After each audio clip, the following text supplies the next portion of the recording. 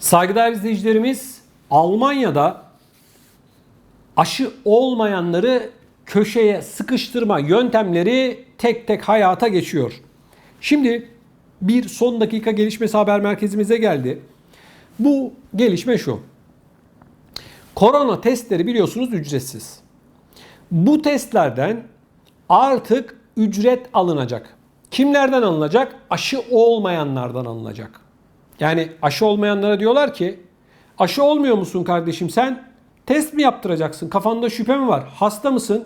Koronadan mı şüpheleniyorsun? O zaman para vereceksin diyorlar. Bakalım gelişmenin detayları neler?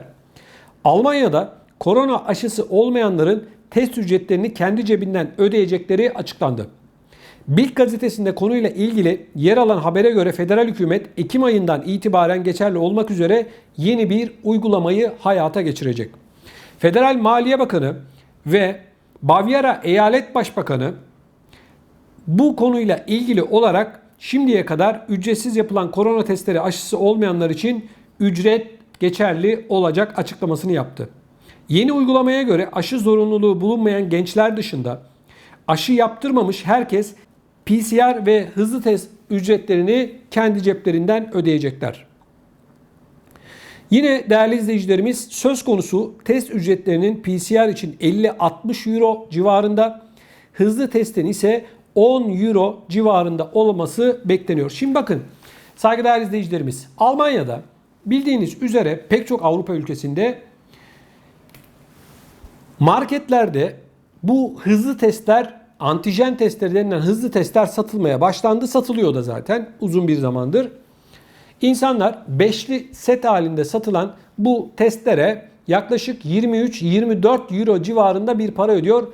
Ve şu anda pek çok markette zaten yok satıyor. Yani insanlar hücum etmiş vaziyetteler. Baktığımızda işin ekonomik boyutunun gerçekten önüne geçilemez bir şey olduğunu görüyoruz. Korkunç paralar. Sanki markette ekmek satıyormuş gibi insanlar hücum ediyorlar.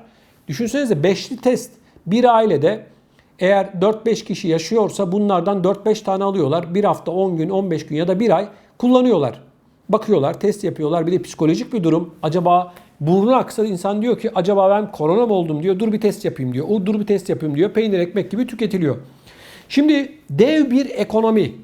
Bir de işin içerisinde değerli izleyicilerimiz aşı olmayanlara ücretli bir şekilde bu testlerin yapılacağı haberi çıktı. Önümüzdeki günlerde de hayata geçecek. Bu artık kesin bir şekilde ortada. Bakın o zaman insanlar yine aşı olmaya gidecekler. Bu dertten kurtulalım diyecekler ve aşı olmaya gidecekler. Almanya'da federal hükümetin vatandaşlar için ücretsiz olan hızlı koronavirüs testlerine şimdiye kadar yaklaşık 4 milyar euro ödeme yaptığı belirtildi. 4 milyar euro. Tabii ne yapıyorlar? Devlet de bu parayı ödemek istemiyor. 4 milyar euro iyi para. Federal Sosyal Sigorta Dairesi verilerine dayanarak yapılan açıklamaya göre hükümet tarafından laboratuvar harcamaları için 782 milyon, hızlı testlerde kullanılan temel malzemelere 1 milyar 84 milyon, daha çok eczaneler üzerinden yürütülen test uygulamaları için 1 milyar 75 milyon euro ödeme yapıldı. Ayrıca çeşitli yardım kuruluşlarında yapılan testler için de 74 milyon euro harcamada bulunan federal hükümetin toplamda 3,7 milyar civarında olan test maliyetinin tamamını üstlendiği ifade edildi.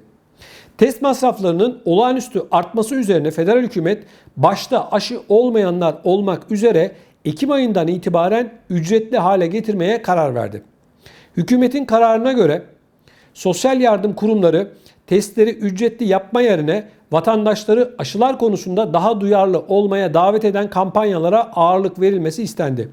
Konuyla ilgili açıklama yapan Sosyal Yardım Kurumları Birliği Başkanı aşı olma imkanı olmayan ve STİKO tarafından aşı önerisi bulunmayan kişilere ücretsiz aşıların, testlerin devam etmesi istendi. Yani değerli izleyicilerimiz durum şu. Vakalar artıyor. Testler artıyor doğal olarak çünkü vakalar arttığında paralel olarak yapılan testler de artıyor. Devlet şunu söylüyor. Ne bize aşı parası ödetin ne de test parası ödetin diyorlar.